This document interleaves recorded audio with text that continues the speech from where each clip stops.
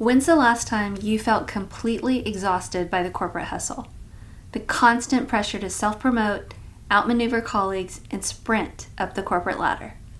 Maybe you're tired of trying to force open doors, exhausted by office politics, and physically burned out from carrying the weight of your career on your own shoulders.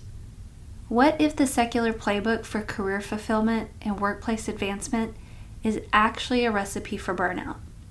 In today's episode, I'm sharing a rainforest revelation I had while hiking on a recent trip to Costa Rica.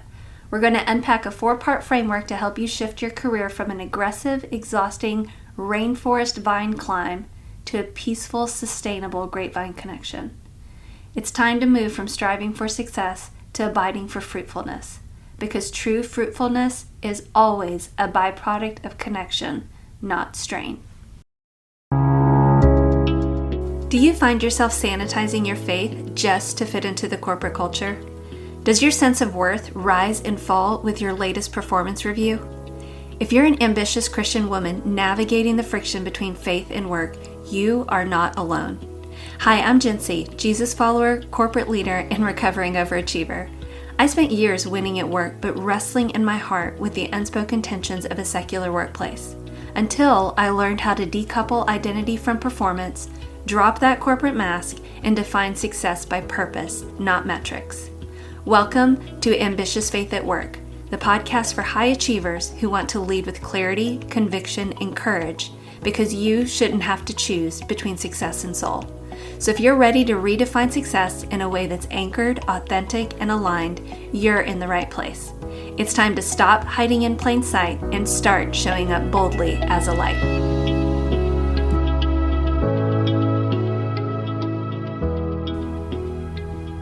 Before we dive in, I just want to say a huge thank you for being here. This show is for you, and I love connecting with you directly. So email me at hello@jencymayer.com, and my email address is also in the show notes below. Send me the leadership questions you're navigating or the topics that you want to unpack next. And if what you're hearing resonates with you, please hit follow and leave a quick rating and review on Apple Podcasts. It only takes a few seconds, but that small action has a big impact. It really is the best thing you could do to support the show and to help ensure that other high achievers are able to find this community. Now let's dive into today's episode. Welcome back to the podcast. I'm so glad you're here today. I'm your host, Jency, and today I'm sharing one of my first stories from our trip that our family recently took to Costa Rica. So we were hiking through these dense, humid rainforest of Costa Rica, and the canopy above was absolutely breathtaking. But as I looked closer at those massive, towering trees, I noticed these huge, thick, woody vines wrapping around the trunks. They were like massive ropes trailing up into the sky. It surprised me how these vines didn't just survive, but they thrived in the intense competition for sunlight. I asked our guide about them, assuming they were just a beautiful natural part of the tree's own ecosystem.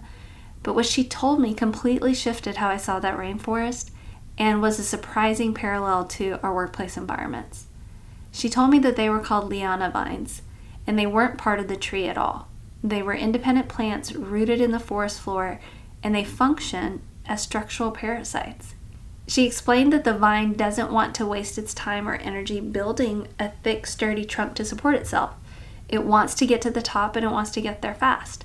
So it finds a healthy, established tree, latches onto it, and uses that trunk as a ladder to scale its way to the top of the canopy. And once it gets there, it spreads its leaves, it steals the direct sunlight, and eventually weighs down, weakens, or chokes out the very tree that supported it. Standing there in the rainforest, I couldn't stop thinking about the parallels to our modern workplace. Isn't that the exact playbook that we've been taught for career advancement? You climb the corporate ladder as fast as you can. You use colleagues or networks as stepping stones to get to the top. You hog the visibility and steal the sunlight and make sure your name is the one shining, even if it starves your team of credit or breaks culture in the process. It's the liana vine mindset. It's anxiety-driven. It's a self-reliant scramble to the top where we wear our stress like a badge of honor. But underneath that rapid growth, we are structurally snapping and we're fragile. And the inevitable result is chronic exhaustion, crippling anxiety, and total burnout. Well, today we're throwing out the Liana Rainforest Vine playbook. We're diving into John 15, where Jesus offers a radically different model of life-giving leadership. He doesn't point us to the rainforest vine. He points us to the grapevine. He doesn't tell us to climb over people. He tells us to abide in Him. He teaches us that true fruitfulness is never a byproduct of strain. It's a byproduct of connection. John 15 completely flips the survival of the fittest mindset upside down. Jesus looks at His disciples and at us in our modern workplace and says, "I am the vine, you are the branches. If you remain in me and I in you, you will bear much fruit. Apart from me, you can do nothing." Notice He didn't say, "Apart from me, you'll work a little harder." He said, "Apart from me, you can do nothing." So if you're tired of operating in your own strength, we're going to look at 4 distinct shifts you need to make in your career. 4 pillars that contrast that parasitic liana hustle vine with the true grapevine fruitfulness. Those 4 shifts are, first, positioning, which is about how you scale. So you're moving from climbing to growing. The second shift is about presence, which is about how you influence. It's about moving from competing to connecting. The third is about pace, which is about how you perform. So it's about moving from striving to abiding. And finally, the 4th pillar is about payoff. It's how you finish, moving from collapsing to pruning. So let's dive straight into pillar 1, which again is about positioning and how you scale. So it's about shifting from climbing to growing. The core question here is, how are you rising? By political maneuvering or by organic positioning? So in the rainforest, a liana vine cannot stand on its own. Like we mentioned earlier, it ascends aggressively by using that trunk of a host tree as a ladder, and it wraps around that tree and latches on with hooks and thorns. So it climbs in isolation just to grab the light. In the workplace, this is the manager who manages up and punches down. They latch onto leaders purely for visibility, to gatekeep information from peers, and to treat collaborators as stepping stones or competitors. They view their peers as threats to their own momentum, so they refuse to mentor their own team members out of fear of being replaced. If you have to crush host trees and step on your peers just to get promoted, you're not leading, you're extracting. John 15:5 says, "I am the vine, you are the branches." So notice what happens in the vineyard. Unlike the wild rainforest vine, a grapevine branch rises organically because it's pushed outward and upward by the vine, and its positioning is guided by the vineyard manager. So it attaches to its environment, but it's anchored lightly yet firmly without crushing the structure that's supporting it. It's designed to branch out immediately, and it builds an interconnected network that pulls others up alongside it from day one. So abiding isn't passive waiting. It's agile responsiveness and it's high integrity execution. You anchor to opportunities with your integrity and your competence, but you don't need to sabotage colleagues to win. You trust that your positioning and your timeline are held by the vineyard manager, by your maker, not by office politics. So you grow outward by pulling others up with you, and your upward mobility strengthens the ecosystem around you and the environment around you rather than weakening it. So how does this practically change how you show up on Monday? Maybe you used to have a liana rainforest vine mindset where you started Monday morning on edge. Maybe you were gatekeeping info, you were watching your back, or you were ignoring your viewing peers as threats to your momentum. You can make that shift from climbing to growing by taking a few actions. The first is, before opening your Slack or your email, take a deep breath and remind yourself, my career timeline and positioning are held by God, not by office politics. And instead of using meetings to jockey for status or manage up, you show up with agility, but you're focused on high integrity execution. And finally, focus on promoting others. Actively look for an opportunity to publicly highlight or praise a peer's contribution in a group channel or a team meeting. Trust that God holds your career timeline. You don't need to force open doors by stepping on others. So pillar 2 is about presence, or how you influence. So it's really moving from competing to connecting. And the whole concept is about stealing light or sharing life. So the core question here is, does your success deplete the team around you, or does it feed them? In the rainforest, a liana vine enters that canopy with one goal, is to steal the sunlight. So it hooks onto the outside of that host tree without actually ever becoming a part of it.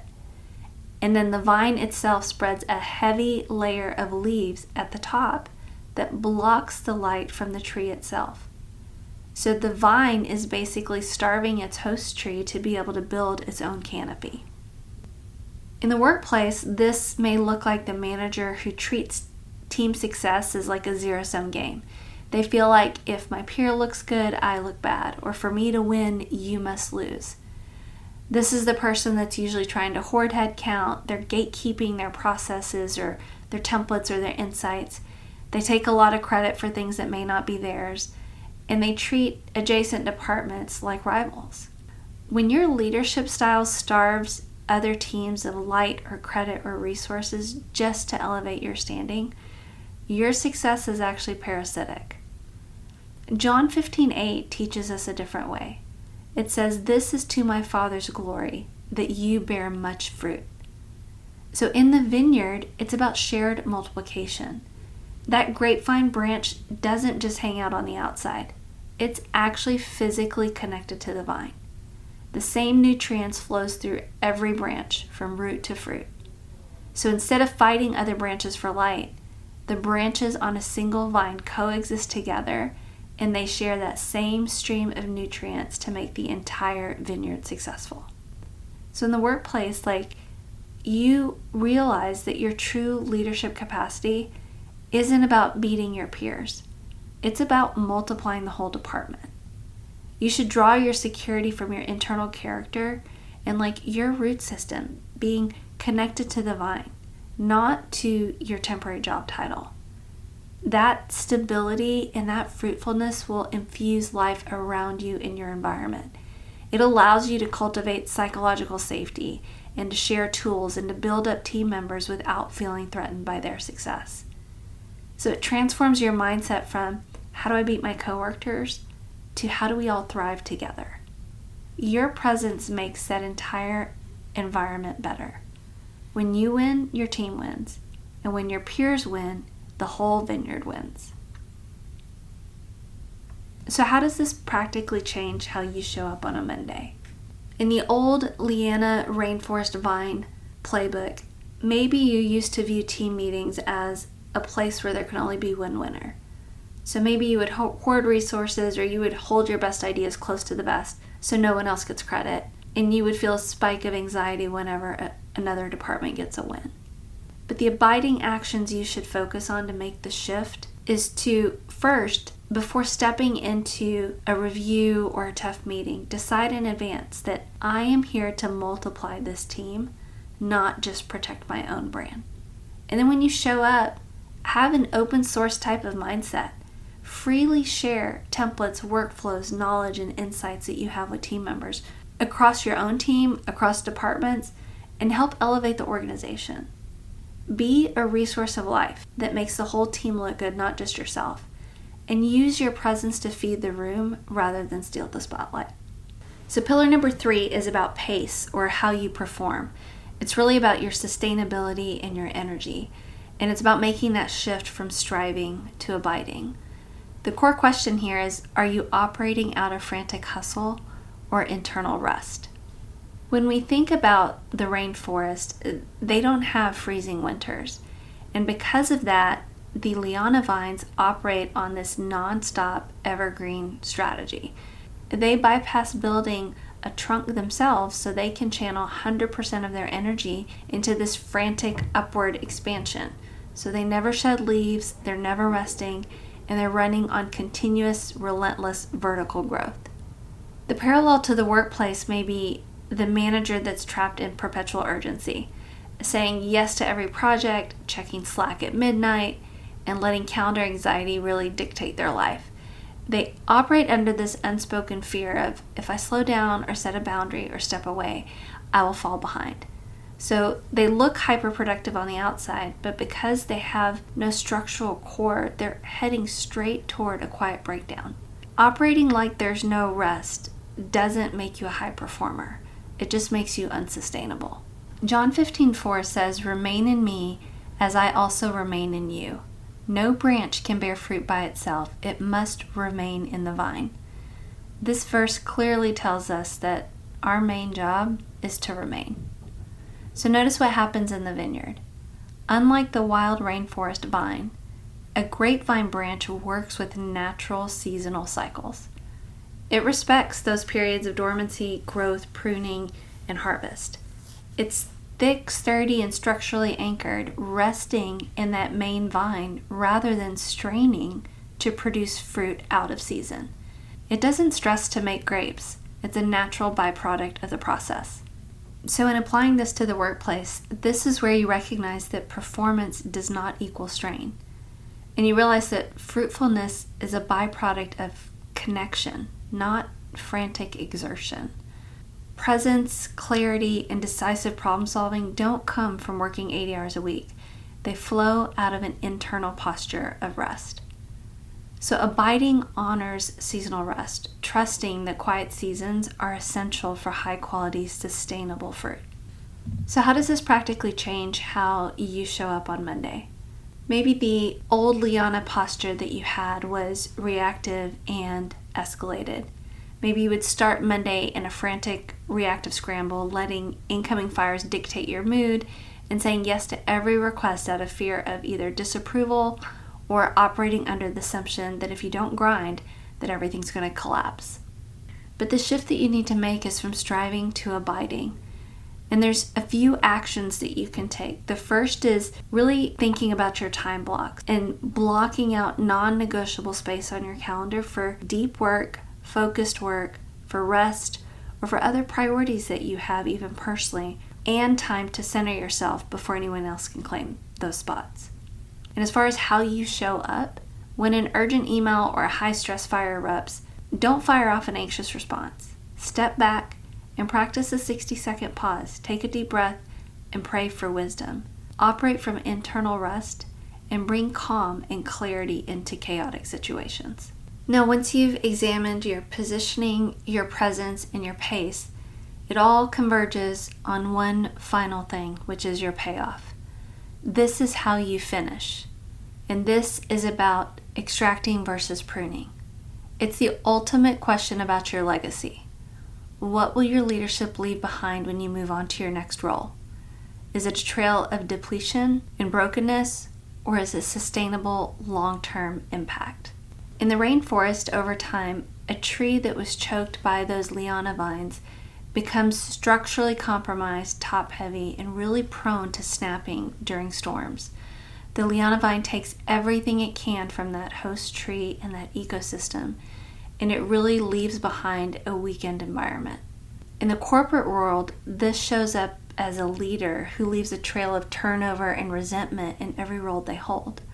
They might hit their numbers on paper and land their next promotion, but behind them lies a broken team, fractured relationships, and compromised trust. Their leadership style extracts performance, but it depletes the culture.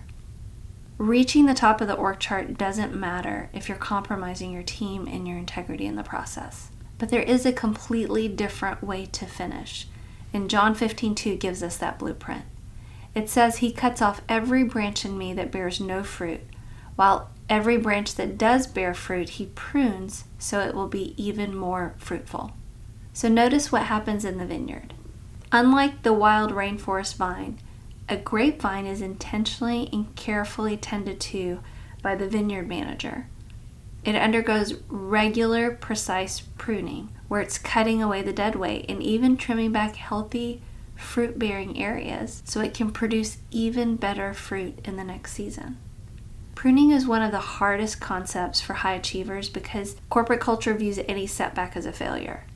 And you need to understand that when a corporate project gets canceled or a reorg shifts your scope or a promotion's delayed, it isn't automatically a punishment. It's pruning. And instead of becoming bitter or defensive, You have to recognize that God prunes away unhealthy self-reliance, pride, and comfort zones to prepare us for higher level capacity and sustainable impact. So when you're abiding in the vine, you have to reframe the cut. When God prunes your career, it's not punishment. It's preparation for scale. He's trimming away pride or toxic self-reliance and comfortable security zones so you actually have the capacity to carry what He has next for you. So how does this practically change how you show up on a Monday morning? It really comes down to a contrast in your posture. Maybe your old Leanna posture was one that really was about control and really holding tightly to your projects, your budget, and your titles. So any canceled initiative or delayed promotion or reorg really felt like a personal attack that triggered bitterness or defensiveness or maybe even a passive-aggressive type of resistance. But the shift that you need to make is from extracting to pruning. And the abiding action that you can take is when bad news hits, I want you to actually physically open your hands instead of clenching your fists. I want you to welcome that pruning instead of spreading toxicity or throwing around a tantrum. I want you to pray, Father, what are you pruning out of me right now? Is it pride? Is it self-reliance? Is it an unhealthy comfort zone? You want to model unshakable resilience for your team because your security isn't tied to a corporate title. It's anchored in the vine. So trust that process of pruning and you'll lose the fear of closed doors.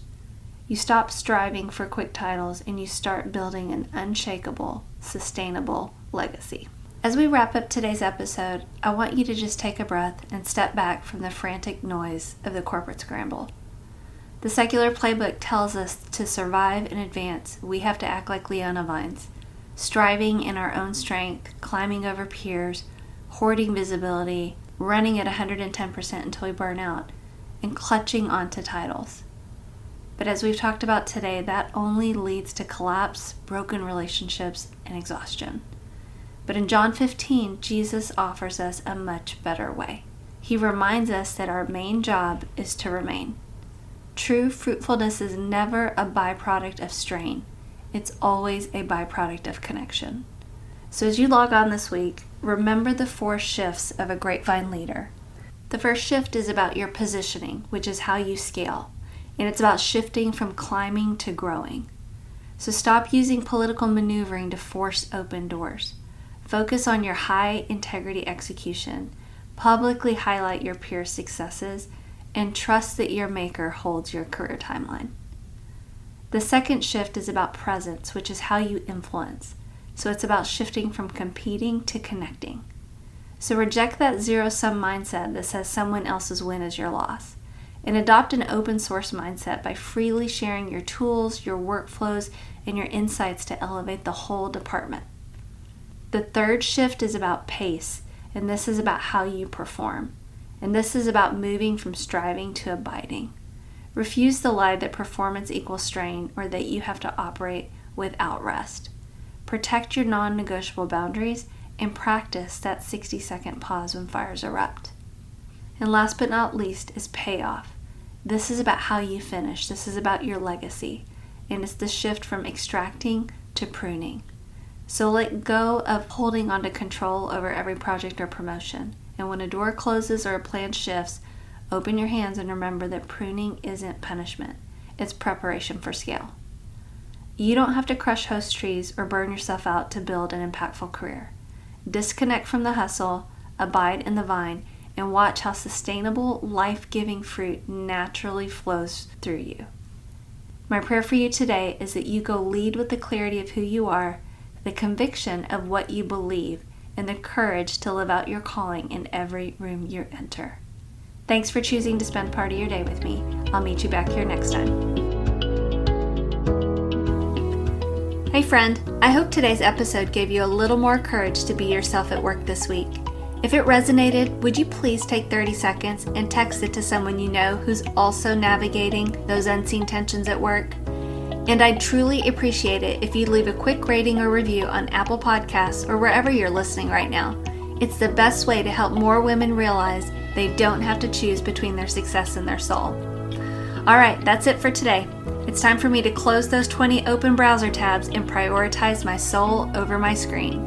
Until next time, let's stop hiding in plain sight and start showing up boldly as a light.